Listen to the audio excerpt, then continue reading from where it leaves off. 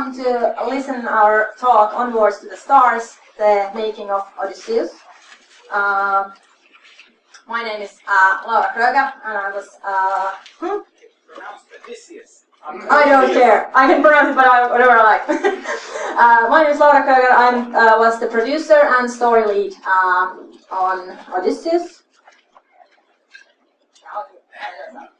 Okay, I'm Sanna Hautala, and I was mainly responsible of managing the systems, IT systems, and then also write some characters and stories and stuff like that. And I am Antti, and I was mostly in charge of practicals and most of the spaceship.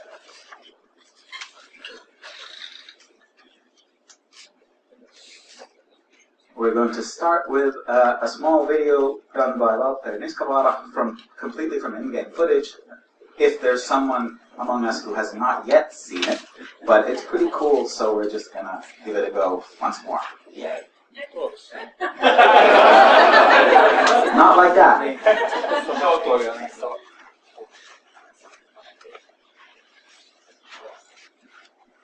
Here we go.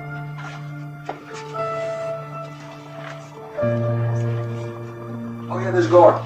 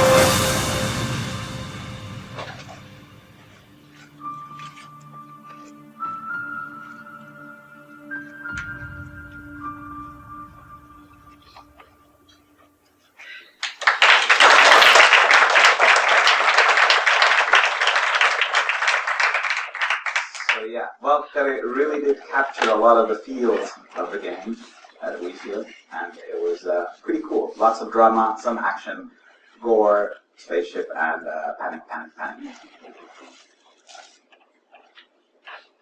So what was the Odysseus? Well, we've got a couple of facts here. It was a LARP for 104 characters.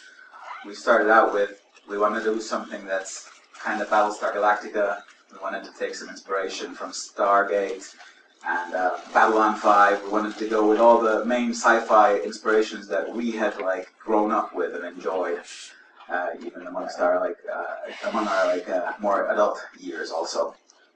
It had a 48-hour runtime, completely in-game. It had a bunch of workshops for almost a day, which people loved, and I think we never ran them more than 15 minutes late, which was an accomplishment, in my opinion. It was basically a spaceship built in a local school. We had an entire school for ourselves because it was summer, and we decided that this is the best place to make into a spaceship. We had a ridiculous amount of volunteers. We were clocking them around over 160 people doing something. We're counting everyone who did any small pieces of graphics, everything, who were there running the kitchen, doing anything, helping us build it, help us write it, everything counted towards that. So we're the size of a pretty big company already, if you count them all. Like it says, there are ridiculous amounts of hours, thousands of hours of work over 2 years. Some of us started years ago. Some of us came only till when we started building, a month ago. Or is it a month? Is it 2 months? I remember what is time. But yeah, we had ridiculous amounts of time spent on it. We had a nice budget of around 80,000 euros, which was all based on the entrance fees paid by the participants. And the thing that we really love about it is that nobody, well, like it says, it's completely volunteer work. So like we do in Finland, basically nobody made a dime out of this. I think the biggest biggest thing that someone actually made out of this was Essi, who actually got her master's thesis thing done for lighting. As her so she actually got some concrete something out of this. The rest of us just got sleep deprivation.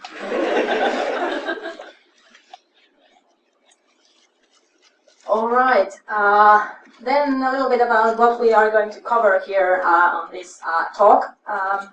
We'll tell you a little bit about how it all began and how we got here, what happened in the road. We'll also tell you about what we wanted to achieve, and did we, in our when we are asked. We talk a little bit about design. We have one slide about the contingency plans and did we needed to use them in the game. Then we have pictures behind the scenes before, during and after the game. And then we talk a little bit about why did we think we succeeded in doing what we head out to do. This won't be an in-depth analysis of what went right or wrong and how to improve. It's too soon. It will be some of these issues will be covered in this presentation, and we will probably do more of these kind of talks later on in XCon and in Solmukohta, probably next year in Ropecon. But this is more of a collection of what happened and how did we see it as the main organizers of this event.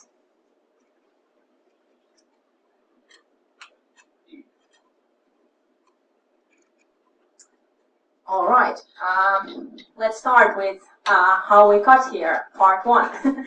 So we did a little timeline of 3 slides, what happened and when, and we'll give you a quick run through where did we start and how did we end up here where we are now.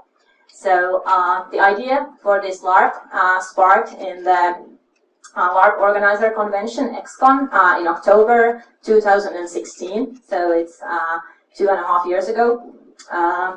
The original concept of this LARP, we will show you a few slides of text we wrote those 2.5 years ago in a small time. But the original concept was built by me and Sanna during the 2017. We had other projects then, but we were having a few meetings and doing some writing things down we wanted to do with this LARP. So we had already quite a lot of sketches done at that point. Then we asked Antti to join the production team in September 2017, and about that time we started having regular design meetings and actually taking things forward, building schedules when we are actually going to run this and what's going to happen next.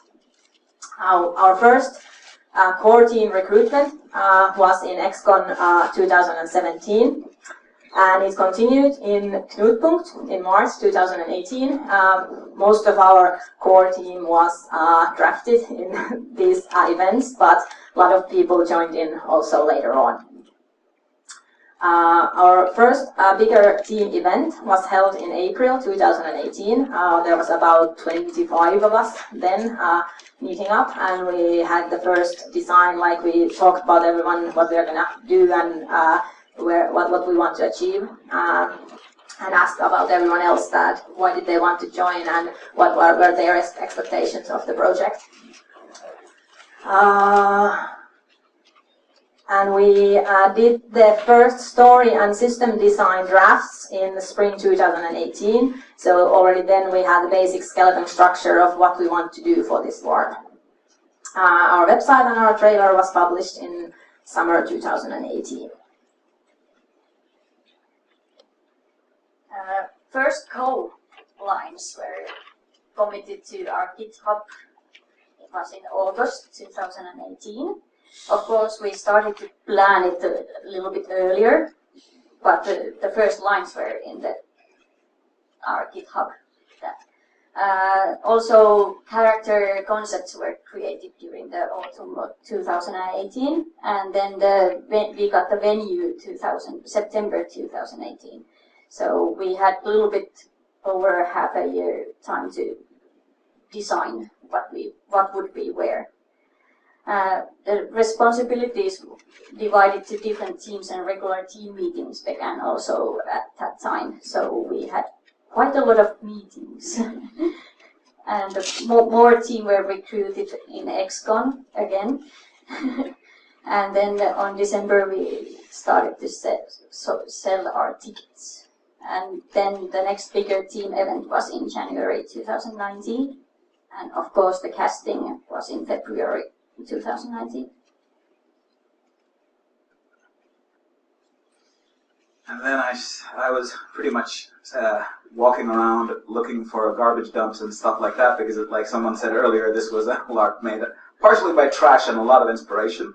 So a lot of props and materials were gathered out throughout the year. I spent one fun night with a guy named Jerry going onto a garbage skip behind the hospital, and we actually scrounged 2 hospital beds. And I can tell you, those things weigh a lot. We were trying to get as many partners and sponsors as we could, but unfortunately it seems like when you're making a LARP, when nobody knows you, things are kind of hard. But we did manage to get some small, no actual donations, I think, except for some foodstuffs, I think. But we were getting like, we could buy second-rate thin foam for a bit cheaper than the first rate, and that was like, yay, thanks for sponsoring us. But it was cheap, yeah. It did what it was supposed to, so yeah, I'm happy. We were filling our last key roles, which we were like, why won't someone be our kitchen master, our master chef? And but we finally managed to get all the key roles to make sure that this production won't die on its feet. The characters and world materials were all written all the time, but like getting them actually like finalized that they could be sent to people. We had a lot of blog posting and stuff like that, trying to keep up the interest and all that, but like that was done during May, so not leaving this to the last minute or anything. Yeah. We started building in June, so we had I think like 3 weeks of building time, and it was pretty exhausting and a heavy workload, but we managed somehow. Then we managed to run the 3 games. The last week out of June was the first run, the local run. The first international run was a week after that, so we had just under a week to prep the school again, make some small adjustments, notice all the things that we just didn't have time to finalize for the first run. We finalized them for the second run, and clean everything up. And then for the third run, it was like, I think there was, 2 days? We had 3 days in the first time and 1 day in the second time. So we got better at making everything to 0.0 again, real quick. We had an open doors event on the 2nd of July, where we allowed people and members of the public and some press in to see our spaceship inside their school. There were quite a few teachers and locals from the surrounding area, like a couple of and a bunch of kids who came again and again, because we had a bit of a tour where we showed the workings of the ship, and we ran it as a kind of like a quick slice of what it's like inside the spaceship. We had some of our helpers running the stations, manning the stations, and made it look like it was an actual spaceship, and they were just tourists who were welcomed aboard, like as if they were EOC citizens. And we made it a mini larp. And then the press were allowed to stay a bit longer, and they were filming a bit more, and then we had a couple of interviews, and we made videos a bit. And then after the games, on the 11th of July, we started tearing everything down, and it's finally over. Just a week from now, we finally finished all that up, and we are still alive. So yay! Okay, then we have a few lines that we have wrote in somewhere along the road. These were originally written in Finnish, so they are translated in English, but the message is exactly what we wrote 2 or 2.5 years ago. So this is where we began. This was written by me and Sanna in 2nd of November in 2016. It was a relationship drama on a spaceship, focusing on emotional fates, character conflicts and dynamics, spiced up with suspense, adventure and action. This was the original concept we started to build on. And of course, we had a dream, like over-the-top dream. We were like fantasizing about TV screens, info screens, announcements, warnings, news, alerts, a bridge with a really cool technology like scanners and weapons, and also other content for the ship like sleeping quarters, bar, brig. Oh, that was cool. Yeah. And then of course the fighters. That would be a small black box. They could fly somewhere, somehow. And this was our big dream back in the day. Yeah, this was on the same document in 2016. And then there was also a little bit later, on May 2017, the idea was a ship has been on a random mission when the information of the, you noticed the Cylon. Yes, back then we were still somehow imagining it was a Battlestar Galactica type, but later on we decided to build our own world. So the ship receives orders to meet the main fleet, but disobeys, of course, what else? And then jumps to save civilians from the planet so we can get more people on, more relatives of the military personnel, and create more of this kind of a relationship drama in there. And of course, the main fleet has sent a diplomatic vessel to negotiate with the enemy, but it didn't go as planned, and somehow ends up in Galactica or Odysseus. Yeah, so as you can see, our basic set design from 2017 was quite exactly what we ended up having. So there we had the basic structures designed very early on.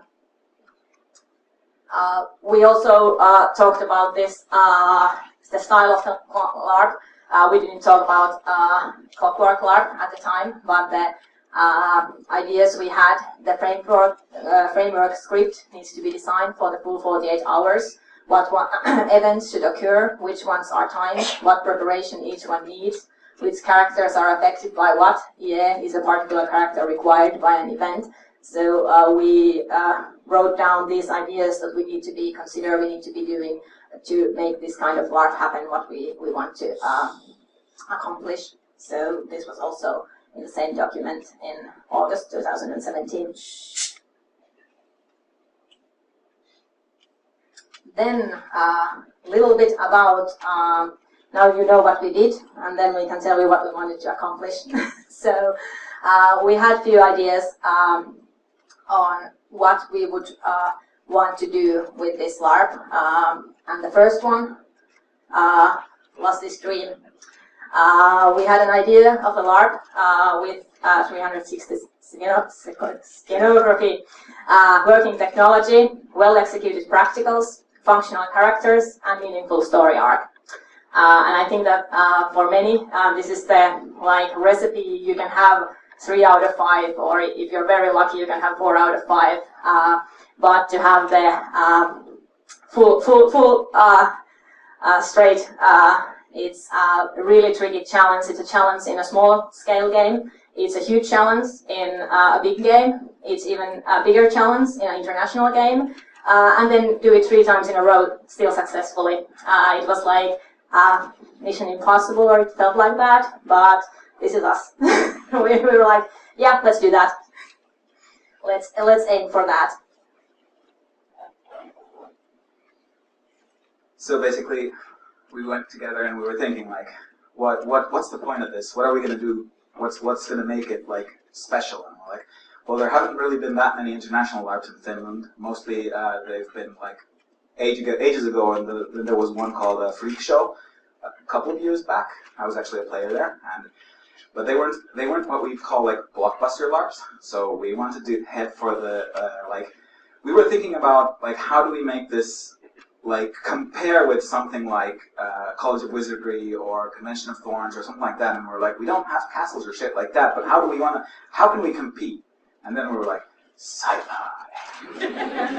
We are the land of technology. We know we have people who code. Maybe we can do something with that.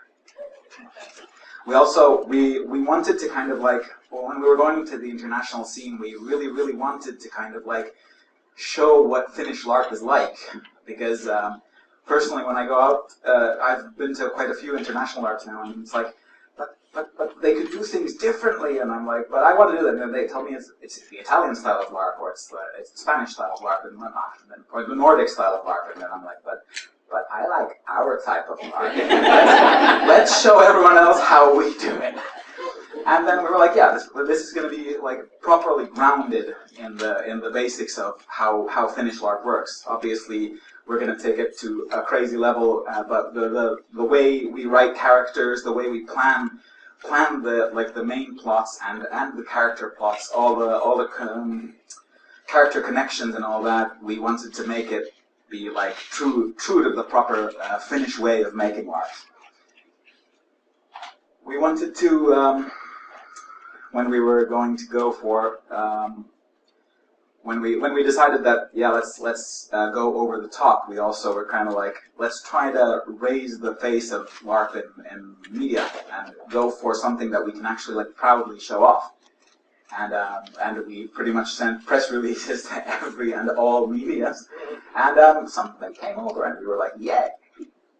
And as the last thing, it was kind of like, we've all been working on LARPs and done a lot of LARPs, and we were like, like I said, it's kind of like, let's go over the top, show it, how can we do this so that we could get people to come over again, and kind of like make this, one of the things that I used to say is like, we wanted to make the Finnish College of Wizardry that we could run every year, and people would just come over and we could just charge ridiculous prices and get people to come over anyway and be like, this is the best thing ever. And then we were like, yeah, let's pool our resources and let's make the best thing we can make together as a team. I can have a small anecdote about the media attention or the media coverage. We had a few medias going by, and then some were waking up a little bit later than others. And then we were having briefs for the first international LARP, and I didn't have my phone. I was busy briefing people. Then when I finally went to check my phone, I had 3 phone calls, text message, and an email from MTV3 asking to come make a news event from our game. And then when I called back, they were like, we'll be there in an hour. So, so they really wanted to come. It was a pretty nice feeling.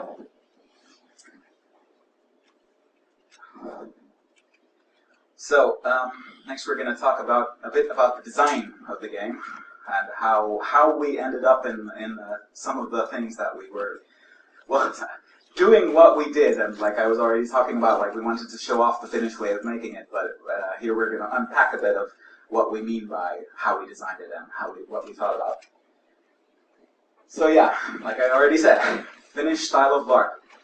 It has, it is, in the end, obviously not everyone needs to hear this, but let's say it anyway, because they aren't very different, even to Nordic style, because while the Finnish style of LARP is very close to Nordic style LARPing, we still notice obvious differences, or at least I notice obvious differences from Nordic games.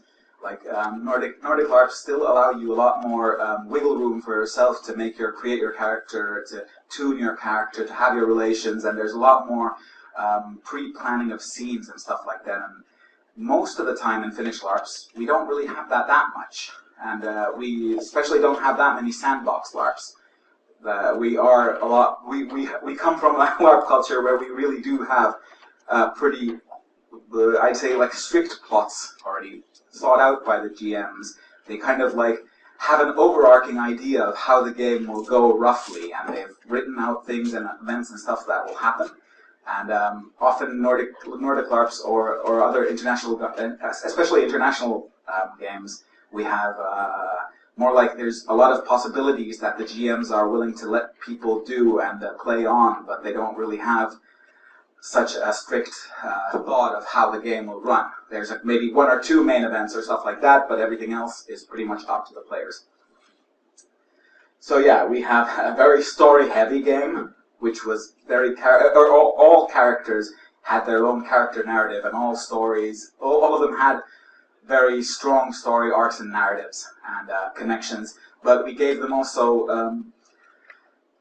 There were kind of like a couple of crossroads and stuff like that where we let people decide which way they're going to take them. But and obviously we didn't script things for the characters, but we gave them like a strong base from where to work on. And after that, it's do with it what you will, because well, we saw a lot of different things happen in our game, and that's always nice to see how runs differ. Pretty heavy on the emotional play. Some might agree. And even when you're doing a lot of the clockwork aspects of the game, we hope that most people have some sort of emotional feelings at least, or some connections and things like that. We don't have full transparency. In fact, we have almost no transparency. So we've got a lot of secrets, a lot of things happening, and a lot of things that we have planned out ahead to happen. And that is also one thing that sometimes you see games where all the characters can be read by anyone. So like they can kind of like, and I do understand the strengths of this, but personally I enjoy our non-transparent playstyle. And one thing that Finnish LARP has usually had is it's like fully in-game for most of the time. Sometimes people have games where they don't have, for example, the downtime, like sleeping time as in-game, but obviously since we ran the game in shifts, the game was on for 48 hours with no breaks, no act breaks or time skips or anything like that. It was just like, you start now and the game will end when it ends, and good luck.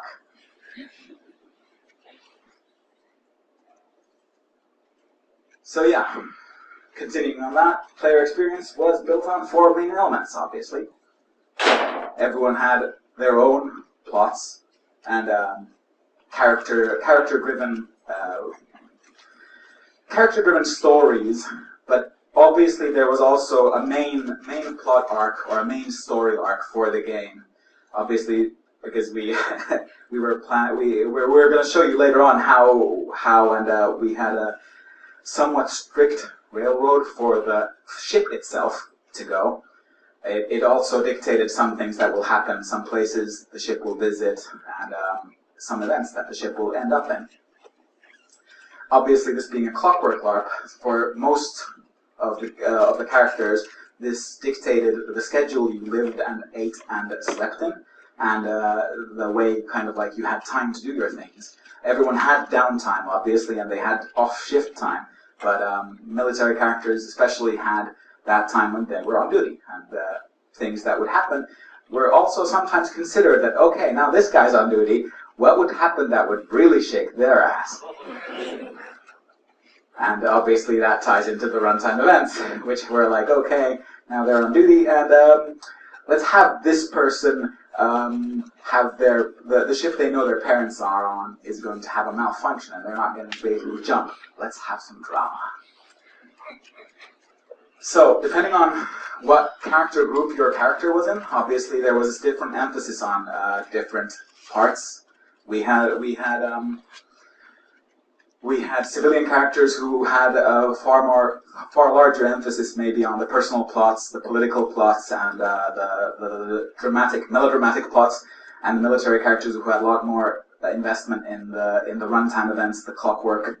But pretty much everyone had something that was somehow tied to the whole thing, or at least they had the potential to join in on most things. That was one of our, that we won't say that you can't join in on this part at all. We kind of wanted to leave it as open as possible, but obviously sometimes player choices will also dictate that. If the captain says, you are not allowed on the bridge, then maybe not the bridge. Alright, and a few words about the backstories. We spent hundreds of hours inventing, refining, and fleshing out multiple backstories that were gradually revealed during the LARP. So we were having kind of parallel stories that were being told in the same time. We had the players and their journey towards the Earth from after this devastating attack. But then we also had the another journey. We had the Genesis journey, which was the journey the ancestors of our players took 500 years ago when they were coming from Earth towards their new home where the game started. And these were crossing each other in different points of the game while the players were looking after these beacons that would lead them towards Earth.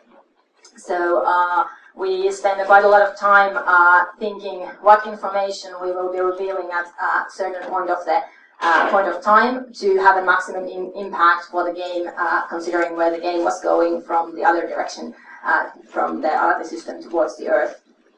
We also had two different civilizations in the game. There was this Eok nation, which most of the players were part of, and then we had the Velian community, which was very unique culture-wise, but they were originally the same people. They were originally coming from this same Genesis journey, and then they discovered this early on in the game, and then they could explore how they were, how their history was linked with another civilization in the game.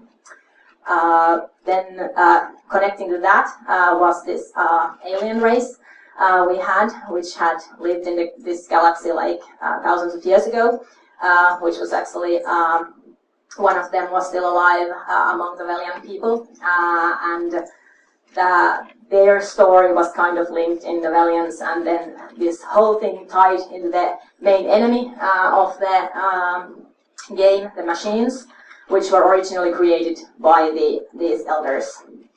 Obviously, at this point, we had ditched Battlestar Galactica, and I'm like, yeah, it'll be easier if we write everything ourselves. Yeah, easier.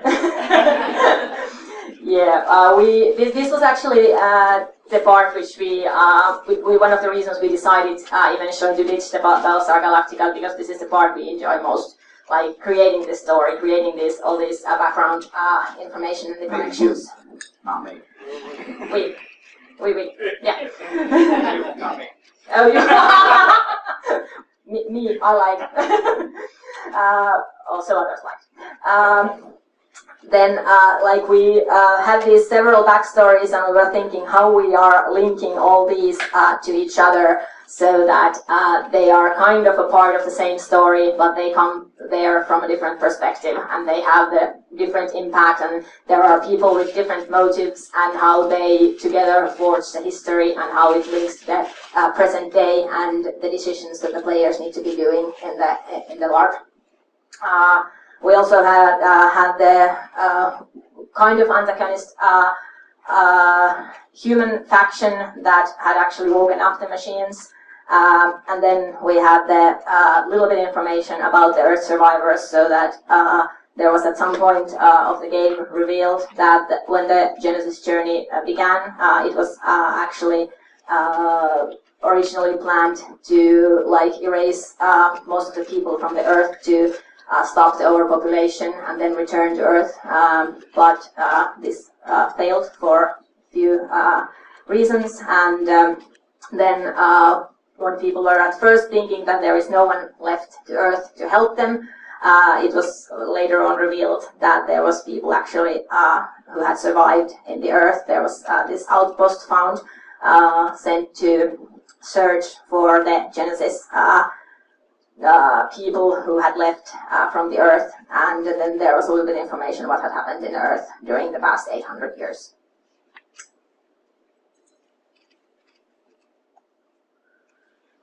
All right, then we would like to tell you a little bit about the characters, because they had quite a big impact in our game.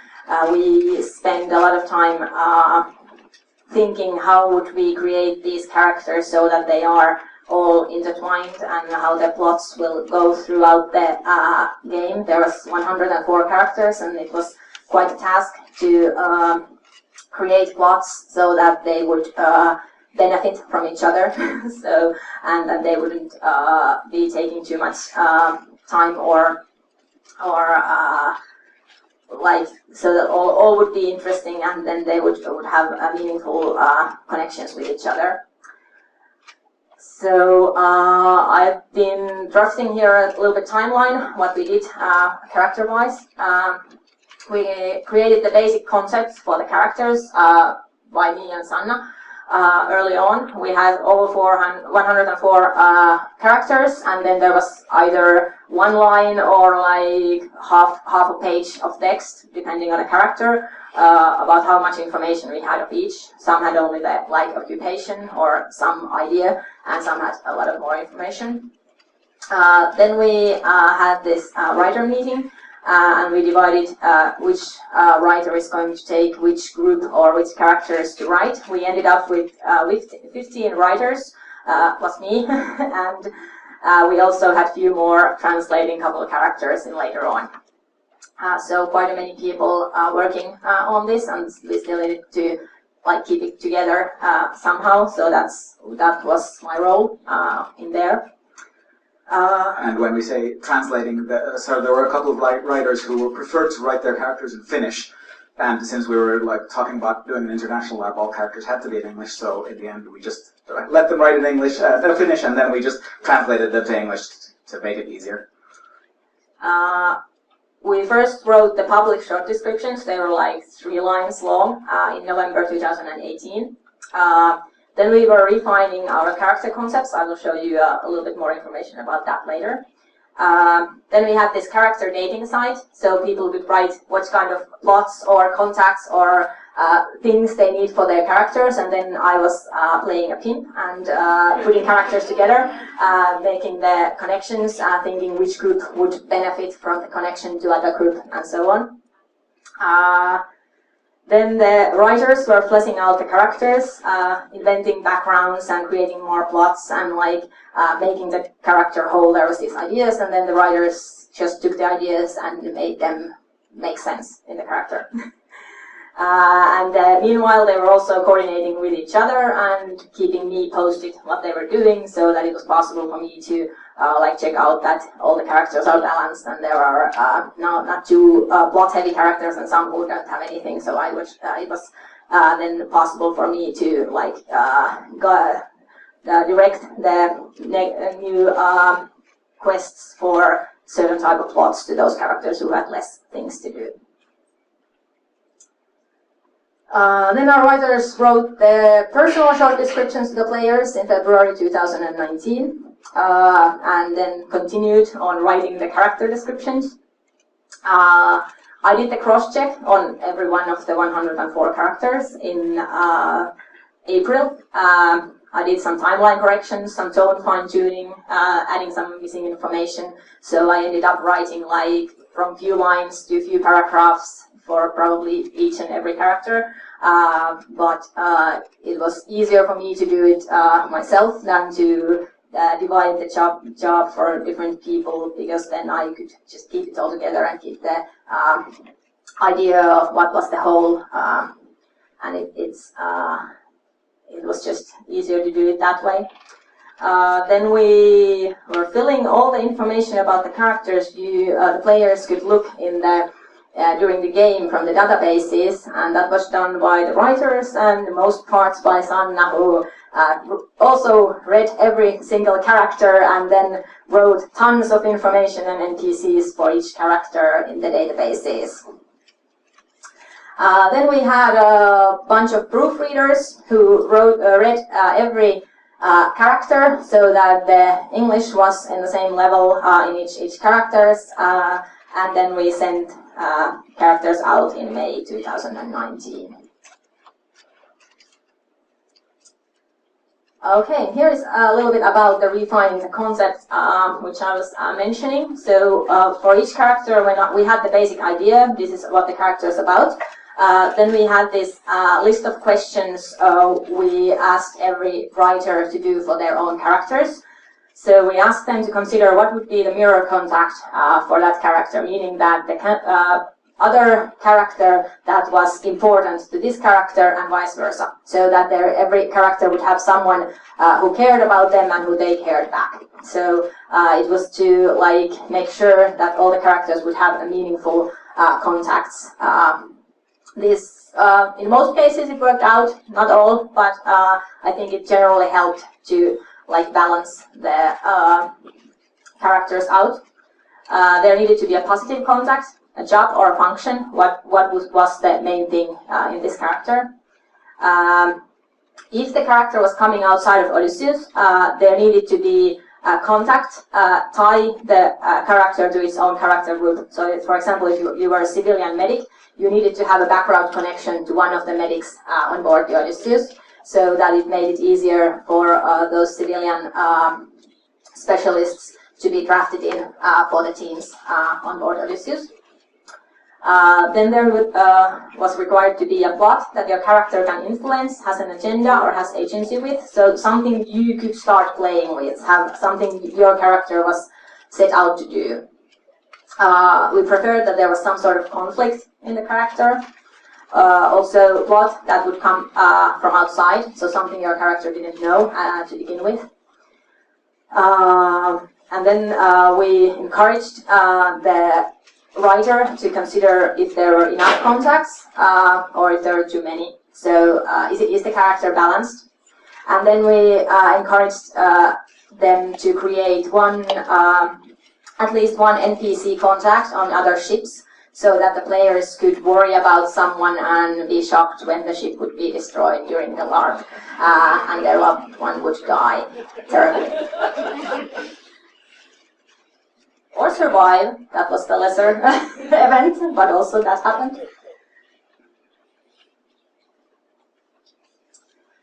Here are a few of those ideas of the early character concepts we had.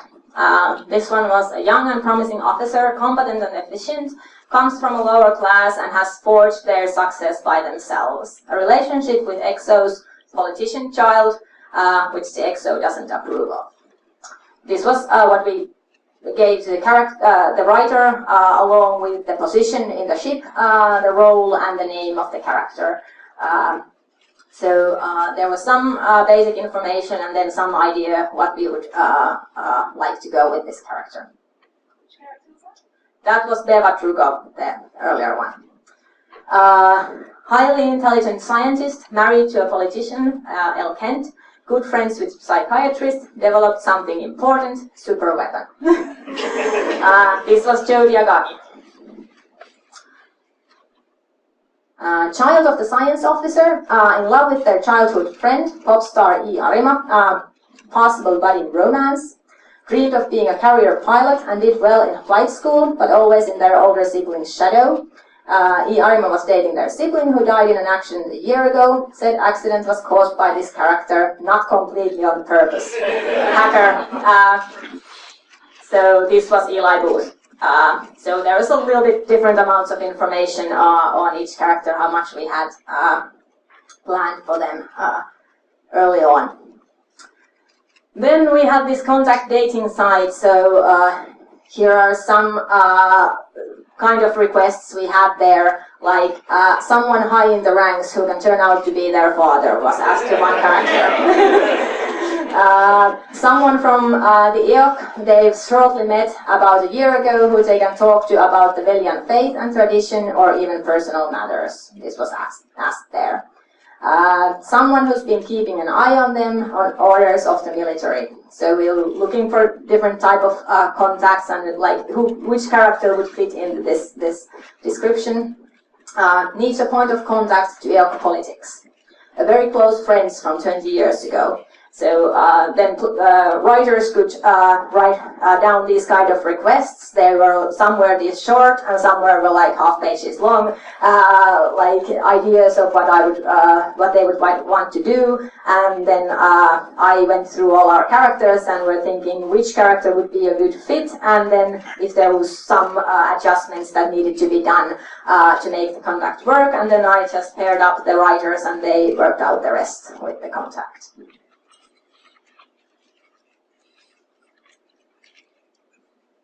So yeah, and when you make LARPs, you obviously have to make a couple of design choices when you're designing what you're going to do. And sometimes those design choices can be considered what we would call controversial. And they might spark debate or just like regular talk about like why did you do this, or what was the point of this and this, and obviously we also managed to get some talking points. Also, there's always going to be someone who doesn't have a good game. There's always going to be things that like are negative to a player. Sometimes they can be just like personal chemistry. Sometimes it can be just really shit luck. You could just be always outside of the events that we were kind of planning for someone to notice or be in, and you were just so tired, or the player might have been tired, or their contacts might have been tired, or something like that, and they're just missing all the plot hooks and everything that we were thinking, like, oh, this is going to be so awesome for that character, and then in the end they have nothing, and those are the kind of things that we can't do much about. I mean, we can try and make fail-safes and safeguards, but not everything can unfortunately be anticipated, and obviously because every player is an individual and they make their characters their own, we can't always foresee what's going to happen, and that can cause sometimes for the things to go badly, or like that the whole event is not enjoyable, or just one part of it isn't enjoyable. But then there are obviously those things that are design choices by us, and we're like, we want to do things this way, and we plan to make things happen this way, and someone doesn't enjoy that, and then they can feel like we made the wrong choice, but like in a different perspective for a different person, that could have been the perfect choice. So in that way, we're trying to talk about like what kinds of things we ended up making and doing, and some of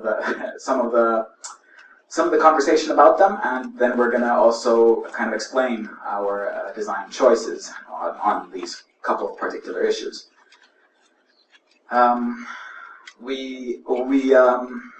Like hindsight is 20/20, and with some issues, obviously, we might consider doing some things a bit differently.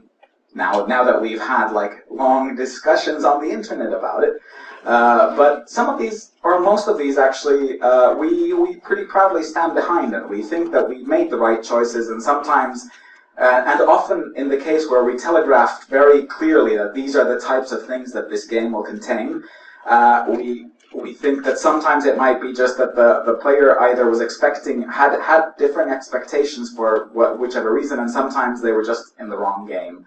From our point of view, because these are things that we wanted to provide, and from our perspective, these are all like things that will grant you more game, or grant you more drama, or give more than take away from you, or take away from your game.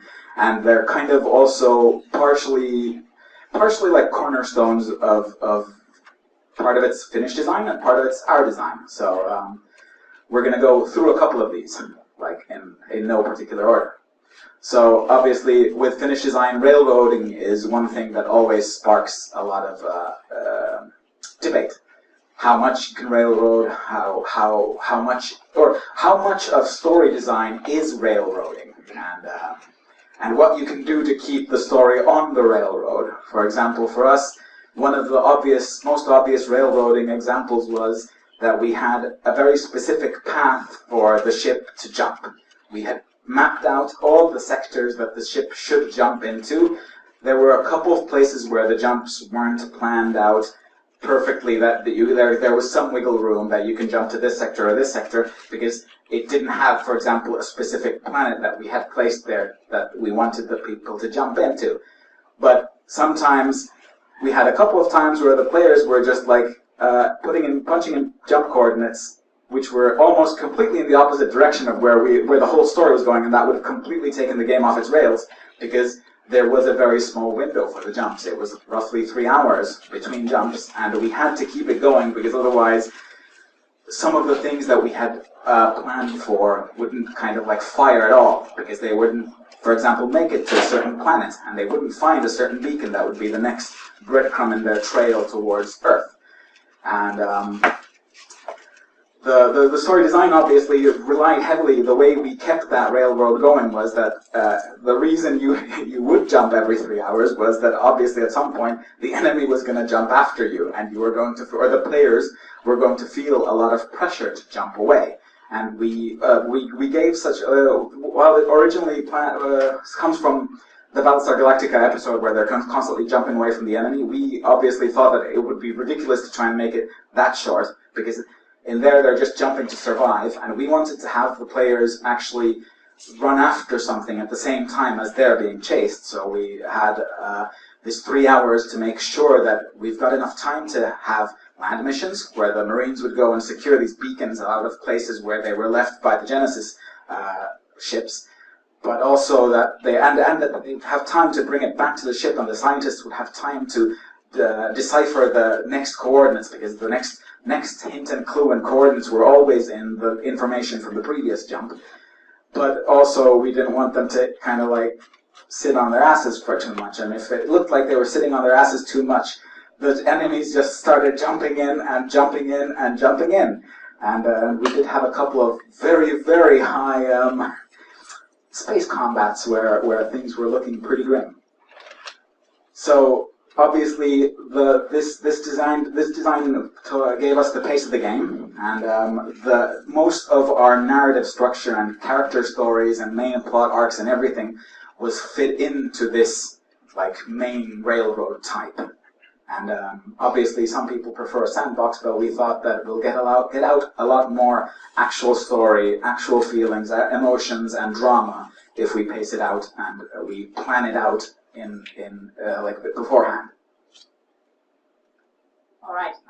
Instead of presenting the actual issue, Antti actually answered most of the questions on why we did this choice. But yeah, so it was like basically this was a choice we were contemplating on if we want to have this like story where the players are heading, or if we want to have like go ahead wherever you want. And this was communicated quite clearly that this is not a sandbox where you can freely explore the galaxy and run into random encounters or adventures. This is a specific story you are a part of. So, in this, to create an experience where it was a story pretty much heavily on rails, but not to make it feel that much of a that railroad in your behind. We wanted to design the story points so that you would have the push and you would have the pull both in your character, so that you have the reason to go forward and you have the direction where to go, and they were both tied to the character points. And this latter, the pull effect, the search for Earth, gave us the opportunity to create an interesting and relevant backstory, which I talked about earlier, which would unfold throughout the LARP. But it also, this choice to do that also kind of locked the LARP on the rails. But what we considered the important part was that this was communicated pretty clearly to the players throughout it was early on communicated that this is the type of game we are doing, and when we sent about a couple of weeks before the LARP this like play style guide, it was probably the first sentence in that guide that this is not a sandbox, the game is styled this way. I'll stick to the script next time. Thank you, Antti. So the other it was Sanna. Oh, sorry. Yeah, I'm presenting this pre-planned character deaths. It's why we didn't do it as NPCs, why they were characters. So we had 4 of them, and there was a death in an explosion, fatal damage during a mission, suicide, and terrorist attacks were the key ideas. And then the player, some of these, the player could opt in, or Actually, all of it was asked in the when you signed in. Yeah. In our signings, there was like, do you want to play this kind of a character who dies in the end of the game? So it was asked, and it was said in the short descriptions also beforehand. People could choose what they wanted to play. And of course we provided the scene and everything, other data, how it is going to be done for the player. And they could still say that, okay, I don't want to play this character if they wanted. Yeah, it was like in the short description only had the information that this is one of these characters. So you could at that point say that, no, actually this is not what I want to play. And in the actual character there's more information, but the actual scene was only provided in the location briefings.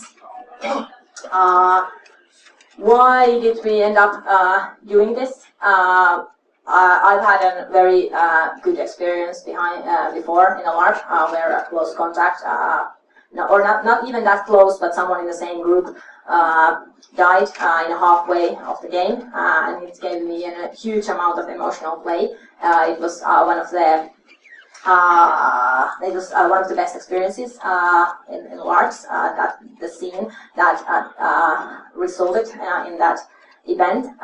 So that was kind of what we also aimed for, to give a very high impact for all those characters linked to the ones that we were deciding to kill off.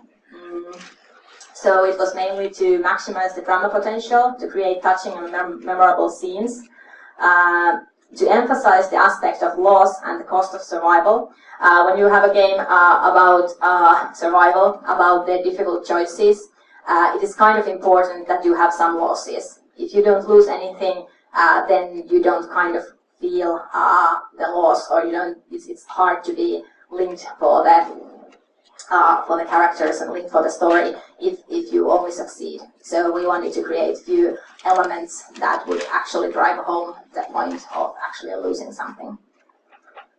All these deaths took part during the last 4 hours of the LARP, except one, in which case the character returned later in the game with the same character, being a machine. Toaster. These were full characters with contacts, a lot of agency, as well as complete story arc. So they were not considered NPCs by us or by the other players. They were full player characters. They just had this element in their game, and I feel like we communicated it well to the players, and that all these plots were actually received very well in the game.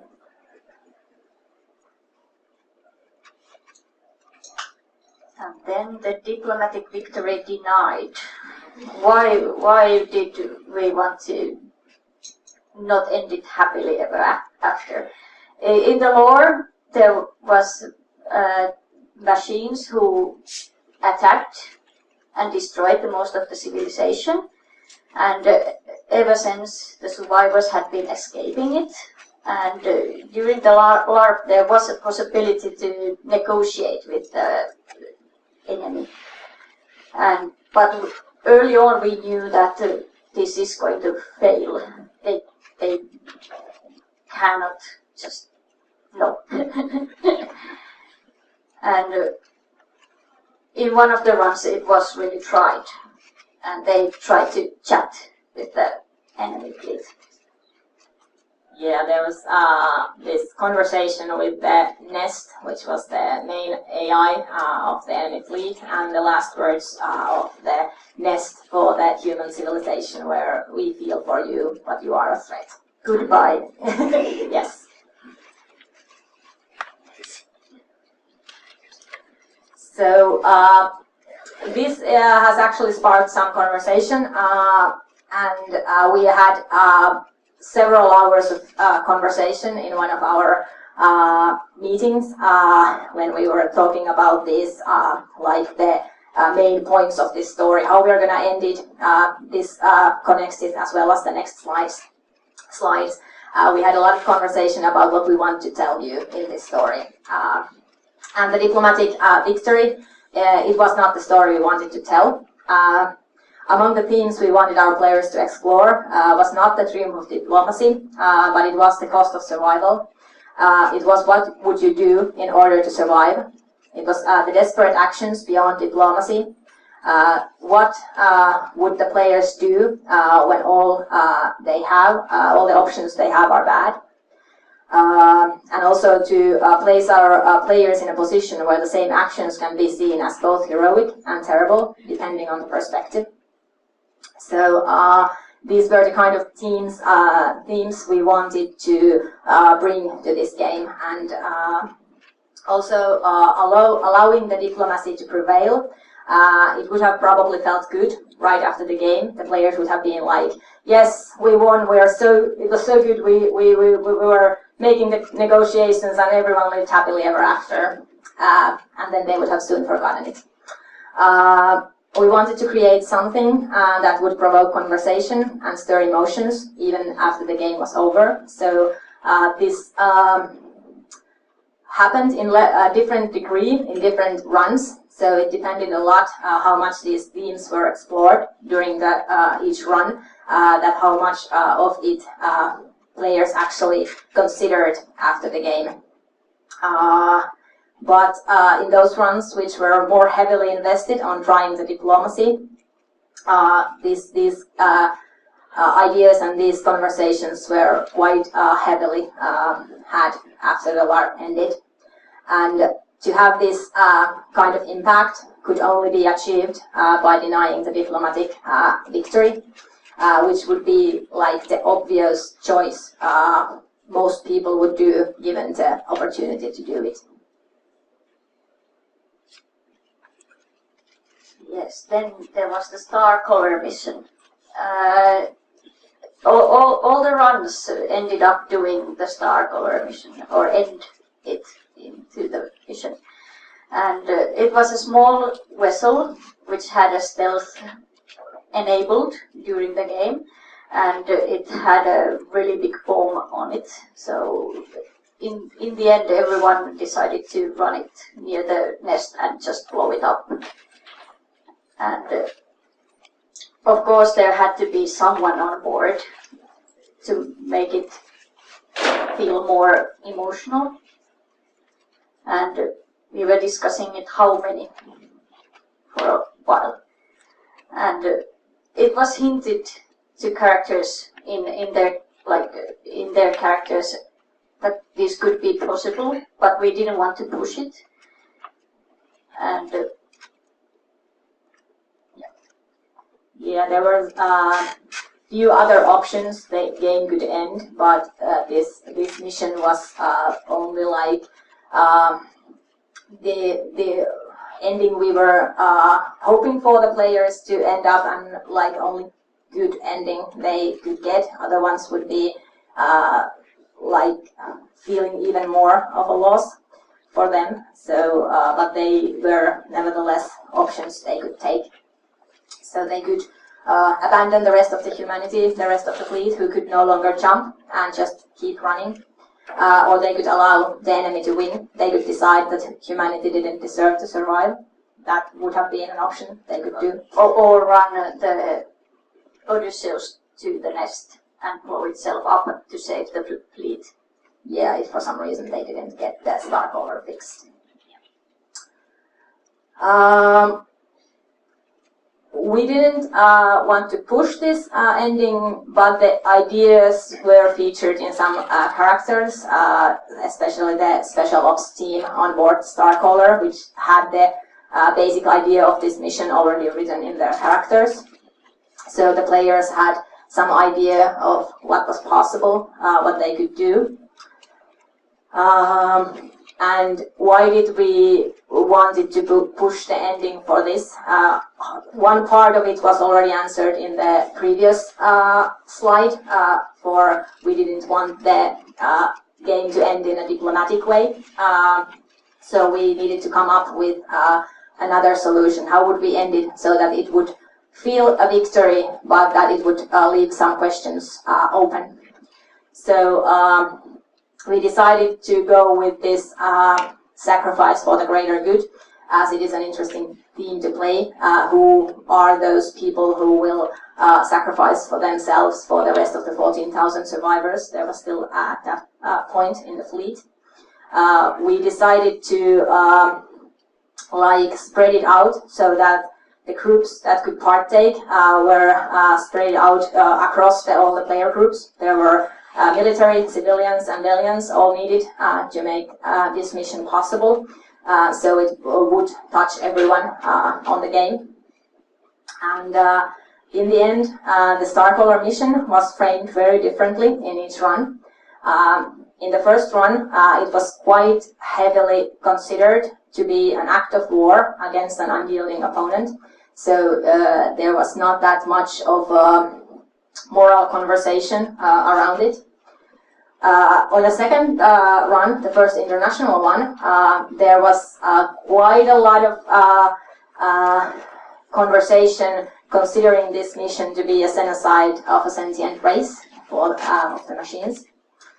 And in the last run, the players had this big talk just before the mission boarded in the stage, stating that this would be a necessary sacrifice to prevent the machines from being a threat to anyone else ever again. So while they were all kind of ending up in the same, doing the same thing, they did it somewhat different perspectives in each run. Which Yes. one of these was the one that tried the diplomatic solution? It was the middle one.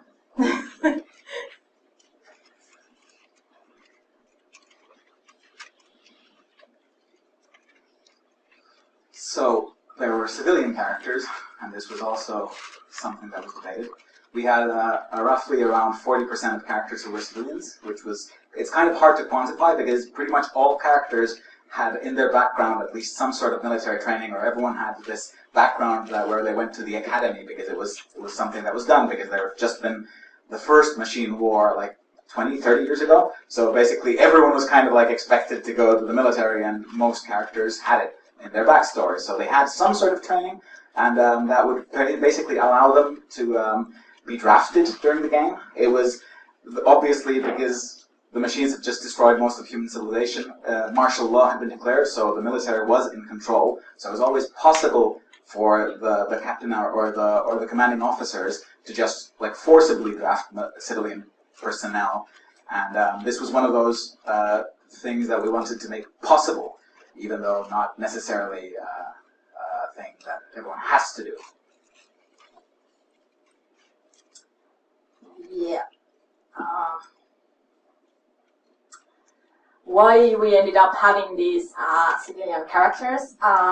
Main point was that the players have vastly different interests. So the civilian characters had more personal plots, more time to experience the tragic aspects of the story.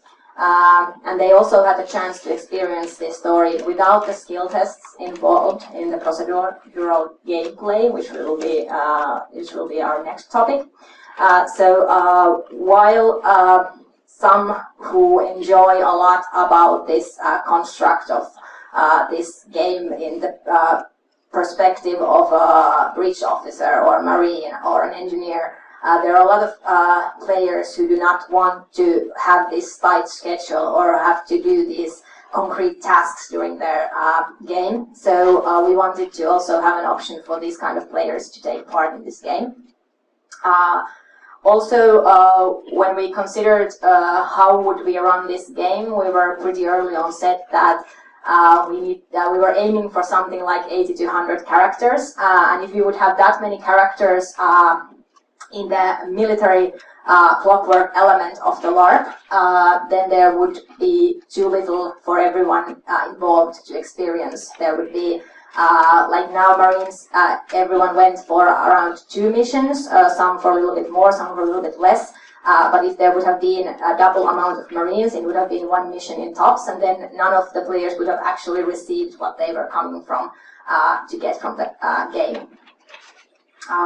We also discussed about should we make a smaller game, how many players we want to provide this experience, and since the 4th run or more runs wouldn't have been in no way viable solutions, we decided that we want to kind of run these 2 separate but intertwining games with different emphasis.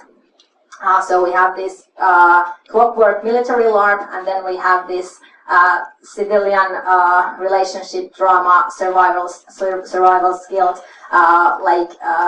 sort of experience where you could be a part of both, but there were different emphasis on each of these groups, and this was also communicated very early on.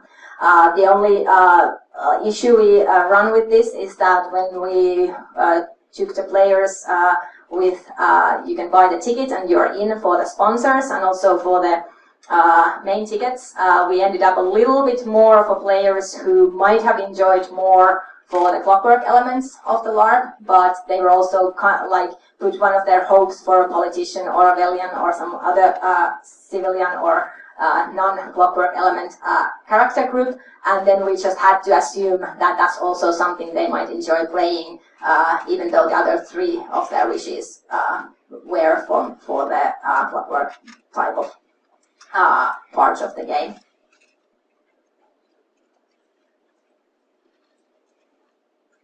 And one thing that's been talked about is skill tests, and why have skill tests at all?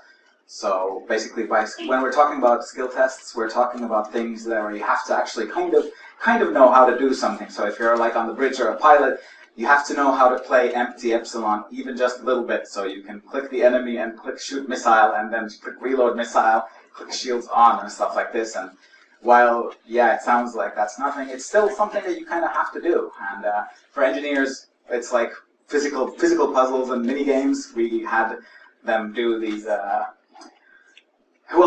To simulate repairs, they had mini games, and scientists had actual puzzles, so they actually had to think for something, and like solve actual puzzles. And Marines, obviously, their requirements were, well, they went on land missions, and some of the land missions weren't always just a walk in the park, even though technically most of them were walks in the park. So we had a couple of mechanics or things where we had, like, for example, one of the oldest master engineers would, for example, be considered a master in engineering, and we had these kind of some tasks would have a difference in the mini game depending on what your character's skill level was. So if your character was a super duper engineer, his puzzle was like 1 + 1 equals what? And if you're a novice engineer, the same puzzle could be like, what's the square root of 234 times 556? So we were trying to make it look like a novice could be like, I have no idea, or they could take more time to do a thing that someone else could be like, hey, yeah, that is a cakewalk.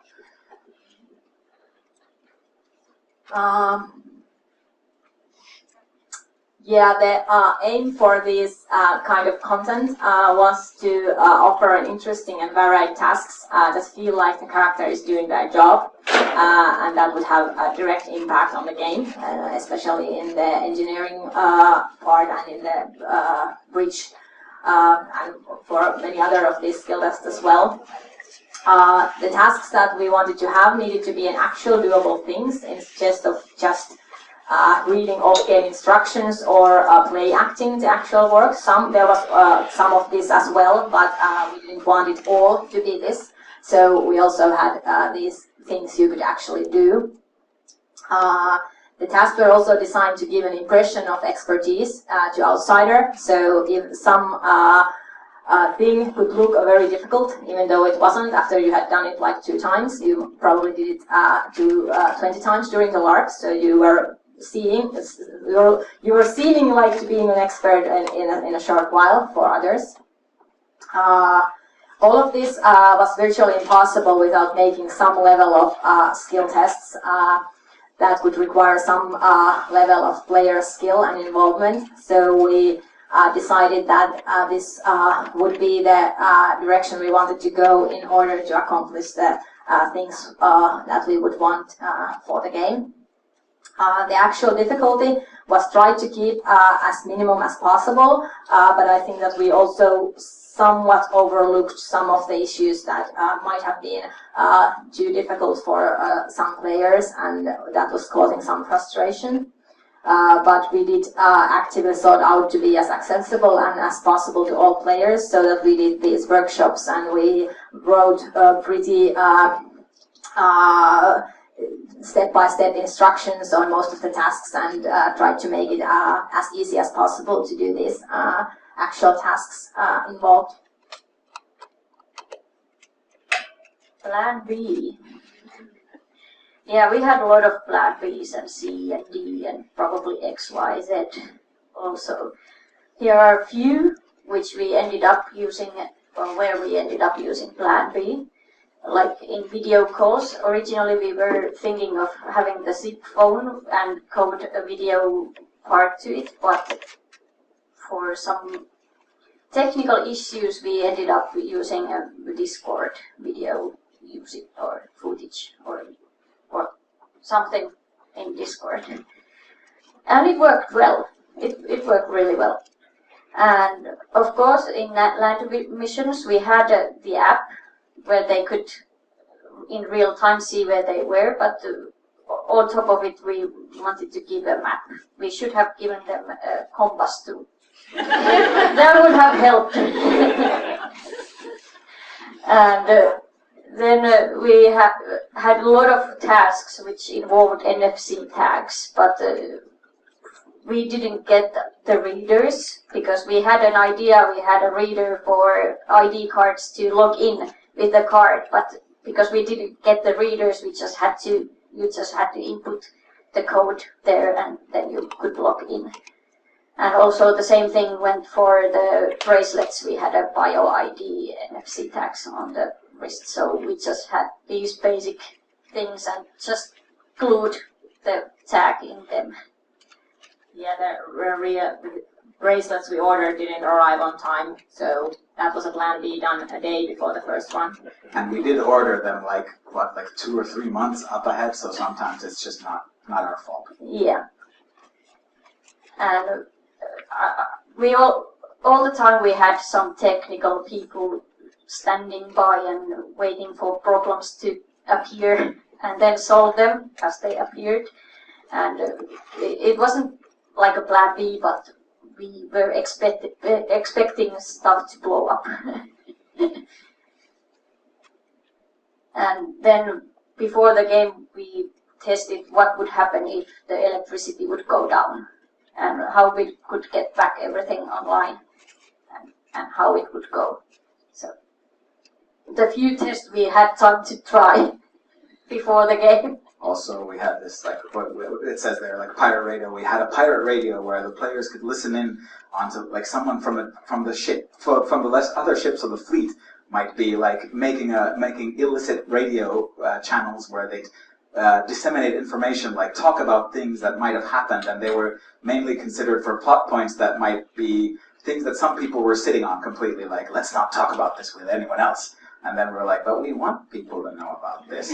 So we had the pirate radio for that, just in case. And I think we ended up using it twice or so. Yeah, and it was a very nice answer we got from one of the players after our first attempt to use it. The player character who was in contact with this pirate radio guy sent us a message saying, "You are so far behind, it's embarrassing." It was fun. We laughed a lot. We didn't know, or kind of did, but we didn't have the real vision how much the information has been spread out. Yeah, we had a lot of, at least we had some kind of an idea how we could do anything that would like not break down. You had some kind of an idea behind your head all the time. And Eva, easy virtual assistant, our ship AI, that was our biggest backup plan, basically. Basically for everything. If something doesn't work, you can always ask from Eva. As well, if our computers would have totally shut down, we would have just printed you things on paper and have you deliver it to the GM rooms and stuff like that. We were considering a lot of things that could go wrong.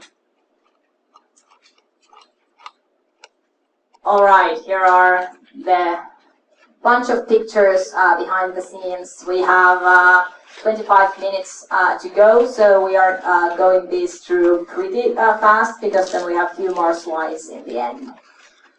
What we want to show you. Let's peek behind the curtain. Yeah. for plans and building. Here was our first, we were trying to draft organizers from the XCon 2017. Here are the slides we used to tell people, come do this with us. Some of the slides. Some of the slides, not all. We had this Calling cards. calling cards we were distributing in Solmukohta, Knutpunkt 2018. And in different LARPs. I was giving them out like candy and like international. And here was the more refined to come do this with us in XCon 2018. There was a lot more information about the project, what is it about, and how we're going to do this. And we had also pictures already from the site, and we had pictures from our trailer shootings. Yes, our technical horrible. What we actually ended up doing, basically. So Yeah. this was done quite early, and this would be nice. And yeah, everything was there. Yeah, this is the big picture, and then there is on the left, there is a bigger version of the top left corner there. So we had an idea, we have all these computers and we have the linking each other this way, and then we showed, I drew this, and then we had a team meeting for our IT guys, and then we said, we want this, and then they were like, What? okay.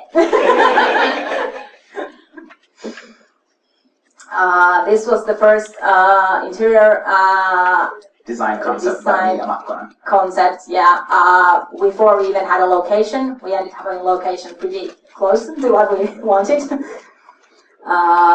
Here are some more refined concepts, spatial concepts by Mia, which were done later on in the production. Here is our first writer meeting, which we also posted in the event about our writer team. Oh, we skipped one. Yeah, we were very, very quick. Yeah, we had a casting of 5 days. We were sitting, 3 of us, me, Sanna, and Antti, were sitting 1 weekend, 2 days, 10 hours per day, doing the castings of all 3 runs. And then we continued on Monday and on Tuesday. And then our player coordinator, Paula, did the sanity check in Wednesday before we published it. So yeah, it was kind of a project on its own. And then we have the Excel sheets. A lot of Excel sheets. We had an Excel sheet about the characters. You cannot see anything, but you can see the size of it. We had the name of the character, the age, the gender, if there was any, the role, the rank, the shift, the ship, everything, character group, all sort of what the briefs character would have, and if there were some special things concerning that character. We also had the set timetable for the LARP. It was done in 15 minutes intervals throughout the 48 hours, what events we would be triggered in certain points of time during the LARP. There were different rows considering different types of events. There was attacks, there were engineering events, security events, deaths, medical events, political events, religious events. And then we have these plans how we would time them according to the shifts and the other events. And there's the land missions, fighter missions, science and beacons. Everything was mapped out. Then we have the database. So many Excel. Brief Excel by Nonna. Yeah, briefs before the game. Yeah, this was the briefs we were doing before the game. Then we had, again, it's going. We had so much stuff written. We had 17 pages written about the beacons you ended up running during the larp or some the scientist, there was 17 pages written on the puzzles and what was happening and why.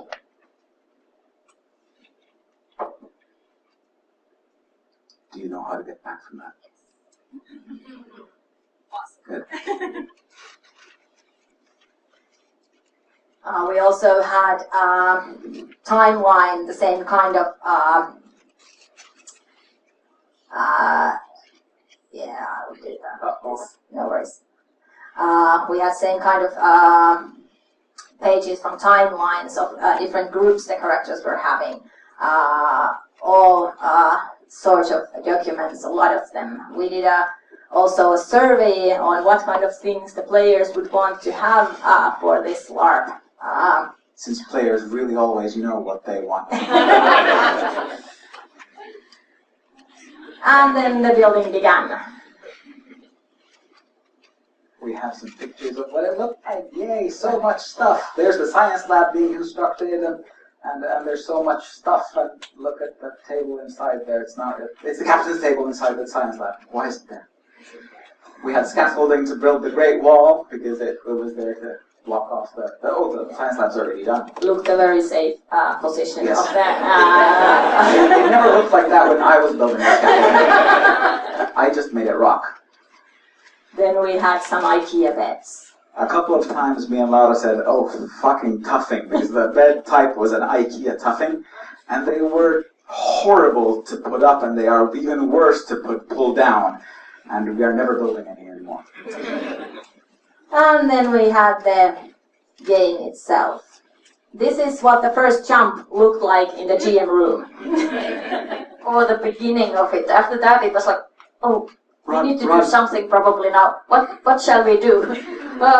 Help! We had a big schedule of things we need to do during the jump, and we were all just looking at when the players pressed the jump button, and then the panic was, okay, we need to do now something. This was also the first time we actually had all the systems connected, so the first actual jump with all the systems connected was happening in-game during the first run. We need to test one anyway. I have to say, I had never had so many adrenaline in me as I had during the first two jumps. It was horrible. Here is a picture from the off-game room. We had the same timetable we had in the Excel form. We had it printed, and there you can see in the corner the yellow piece is our ship, and it's indicating which jump we are going at the moment. We were moving it throughout the LARP. A physical Excel. Physical Excel, yeah. There's few close-ups. There are the ships destroyed. We kept adding them there so that and reminding our players or our helpers who were playing the NPCs that if your NPC was aboard for one of these ships, they are now destroyed. They will not answer anymore. They're dead. So don't. There is the picture of the jumps. There you can see the. We were checking when the players were trying to go somewhere. We were checking, is this allowed? Can you go there? There are one jump where you where you could actually go wherever you want, and then some jumps where you had several options, and then there are best land missions where you had only one place where you needed to be going. There is the ending of the LARP, the checklist of the last about hour and a half, no, this is about 4 hours or so, and what's happening, and then we kept crossing things over when they were done and happened. Tuomas took one very good picture of me. This was a real event happening in the first one. The feeling when you wake up after 1.5 hours of sleep at 4 a.m. and the players are still stuck with the puzzle. A land mission should begin soon. Enemies need to be spawned. A player needs to be briefed, and someone should drive the beacon to the bushes before the players get there. That turned out to be Sanna who did that. And you realize that everything still needs to be held together for another 12 hours. This is probably the low point in each of the runs, this very moment. Just before we send one of the players whose character did that suicide in the last evening back to the game, and then same time go put the beacon up, and then there are probably 3 players awake at that time. So this was always the hardest part. We had a surveillance camera. This one kept upgrading during the LARPs. This was from the last run where we had a very big TV with the screens. We had a smaller screens on the previous ones with one at a time showing us what was happening. This is our NPC/EVA/GM center where our helpers were writing messages to you throughout through the EOC data hub. Odysseus, the sweatshop. Yeah, and in the first game it was mainly me and Laura. Yes, that was fun. This was created during the last run, and it was probably the best thing that came out of this LARP. So in English it would be, Uncle Donald, jump drive is ready for jump, spectrals are done, fighters are in, shields at 10%, fleet is ready, missiles incoming, we're ready to jump. Nice to know at 3 a.m. This was the feeling mostly throughout the LARP, regardless if it was a day or night. Yeah, since several members of our team only slept for a couple of hours during the entire runtime of the LARP, 3 times a row. Here is a picture of our tech. There is light and sound desk. Yeah, and also our empty Epsilon server and our backend server. And in the behind, in the whiteboard, you can see the jump protocol, what we did during the jump, what was happening there. Behind the scenes jump prep. We had event bingo. Some errors were made and problems encountered, but we were mostly handling them with humor. This was done in the last one. We were collecting things that happened in the earlier runs, and then we were putting them into the bingo board, and then we checked if we would get the full bingo in the last one. We had one short to getting one, but then we ended up doing the self-destruct sequence when we started the demolishing the set, so we kind of nailed it. Also under the bingo you can see in the last run when Sanna wasn't there and Laura was the only main GM running the computers, we started noticing when she eats and when she sleeps, and we kept a tally. She actually slept at least 3 times. Yes, and ate too. This is probably the ending of the second run, the first international one. We had only 1/5 of our GM team on the stage, and there was quite a lot of us there. The most weren't present in the actual run, so there was all who were present in that one were asked to come there. Yeah. This is what tired GMs look like. Yeah. And then we had to tear it down. When I was picking these pictures, it was actually rather hard to distinguish which ones were from the building and which ones were for the tearing it down, because they looked exactly the same. But there were some differences we could pick up. There's what was left of the jump engine. Actually, this picture was from the building, not the demolishing, I was told. Stuff, a lot of stuff. We're all very done. Antti in particular, it seems. Oh yeah, and then I'm going to show a few numbers we calculated from the data we had. End survivor count. Oh. Second International lost a few ships more. Yeah. And then what was the condition of the ship in the end? And how many times you logged into the data hub? Finns are living up to their short speeches. And how many messages were sent? I think the local run didn't get as many messages because it was only me and Laura. So after that we got help, so yay. How many news were written in each of the runs? Success? Question mark or exclamation mark? Do we I count think- this as a success? I do. Yeah. While we have no survey data like Markus Montola is still tallying that, maybe we'll have more survey stuff at Knutpunkt, but what we do have are a pretty substantial amount of positive reviews and gushing, and you can see a lot of people with their Odysseus gear on.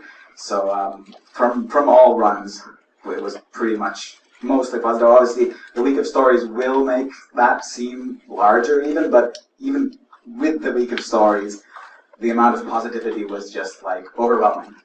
And well, like I said about the news coverage earlier, we actually had some proper positive news coverage in Finland, which is something that really hasn't been done before, that they actually talk about LARPs as a news item instead of just like a joke. So that worked. Pretty much nothing like of major elements broke down, which we are super proud of. And everything went pretty much to plan. Even the briefs were kept within like a half an hour margin of all of the plans. So like planning and executing actually went pretty nicely.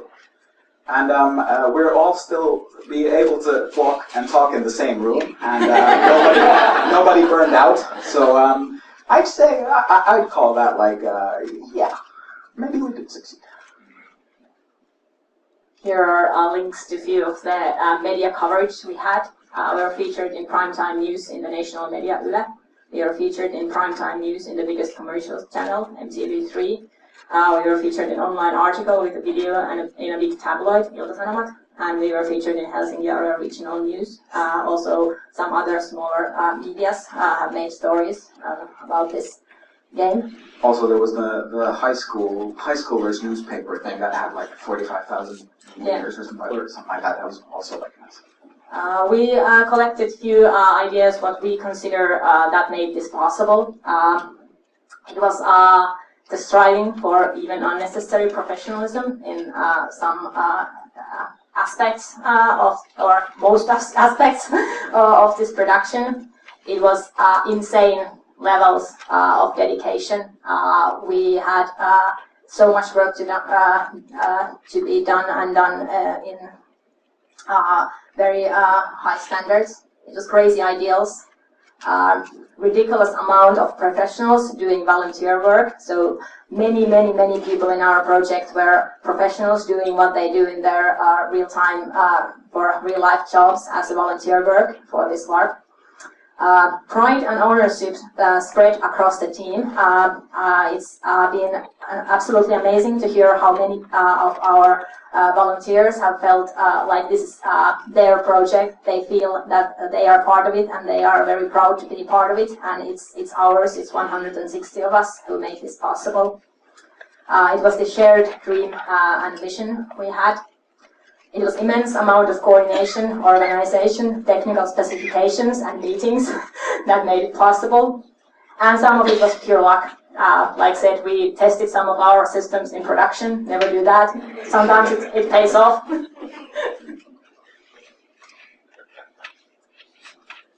We have used last words, so we have, we're not saying that it's impossible to do this again. We sure hope it is. With what we know, we believe it's highly unlikely to consistently replicate what we managed here because of the sheer amount of work we had to do to make this possible. We don't necessarily think that it's even reasonable. However, we learned many things and hope that others can learn from our successes and from our mistakes as well. The things that didn't go quite as planned weren't things that would have been impossible to fix. However, since there is only a limited amount of time and resources, there are always things that inevitably get overlooked.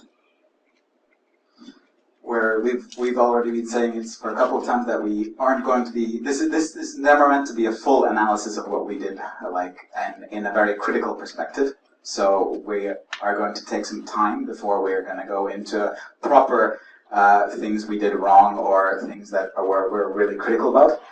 Like I said earlier, some things that make an experience great for someone doesn't mean that everyone's going to have a great experience, and we acknowledge that, and we know that it's possible for many reasons to not have the best game, but still, we think that like some of these things could have been fixed, some of these things couldn't have been fixed, but we're like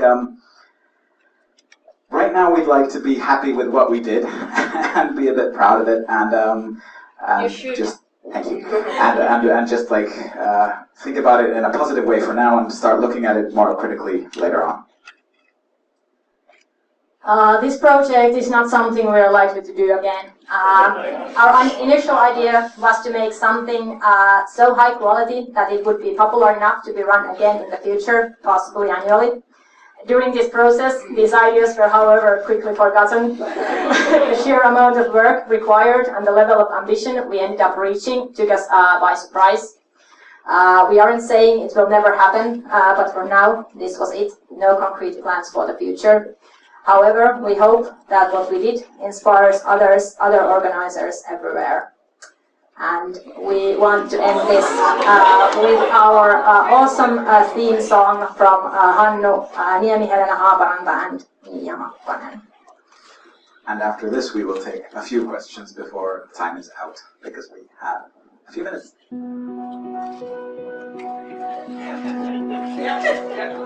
It's time to leave our home behind, embrace the road with an open mind.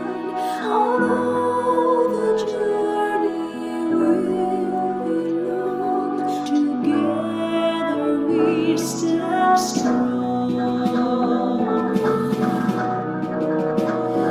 May the wisdom light your way ahead. Explore the world unseen, unread.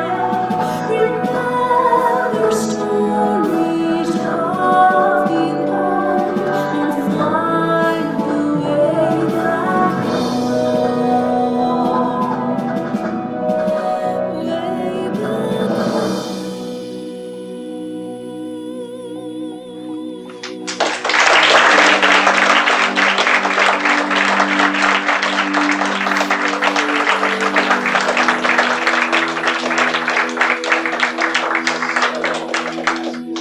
Very emotional for some people.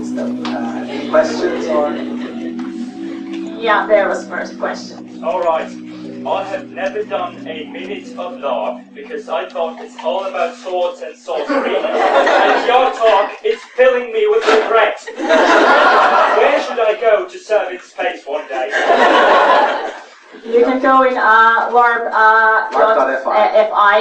There are a lot of other LARP calendar about LARPs that are happening all around, and there are a lot of LARPs with similar themes and different kind of things like that. So I would definitely encourage to look it up. There's also a bunch of Facebook groups for LARPs, international LARPs and Finnish LARPs. And, pretty much every country has its own like LARPing in this country LARP group. So start from there, and maybe you'll get into the cool stuff. Also, there's cool stuff with swords and capes. Yes, you had that takedown, and David Olga, and I saw that all the stuff you had there. I'm just interested, what did you do with all that props and everything? You said you bought all the idea bits, and so did you then throw them to the trash, or did you donate it to somewhere or something? So the question is, what happened to the stuff that was used for the LARP after the takedown? So some of the stuff was rented. A lot of the technology and tech, the audiovisual tech, was rental stuff. But everything that we built, some of it we tore down and had to unfortunately trash. But most of the stuff that we had acquired for the game, parts of it were sold. We managed to get rid of the beds mostly by selling them forward to people through Tori.fi or something like that. And at least right now, I'm trying to organize it so that a bunch of German LARPers are going to take the rest of the scenery pieces, like the corridor modules and all of that. They're going to take it. They're going to be shipping it to Germany and using it in sci-fi LARPs over there. So we're trying to preserve as much as we can. One more question there. So for somebody who totally missed this and is very sad about that, is there anywhere where you can read lots and lots of information about the stories and the characters and what happened and what didn't happen? Yes, this is the last answer we are going to give. We will be publishing all our characters and all the material that we have in that kind of form that can be published, so that you can go check out all the characters, all the background information, all the letters we wrote for the LARP and all kind of that stuff. We will be, when we get it set up, we will be publishing it in Suomi LARP and in our own Facebook pages and all around where we can find. The technology and the design documents also. Yeah. And right now, if you want to see at least a bit of it in the props exhibit here in Ropecon, we've got some of our modules and technology right there that you can try it out. Yeah, go check the prop exhibition, and in 15 minutes there is a gala beginning. There is a LARP show there that will feature 3.5 minutes of the costumes and the music and the sound effects of this LARP. So go ahead and take a look. Thank you. Thank you.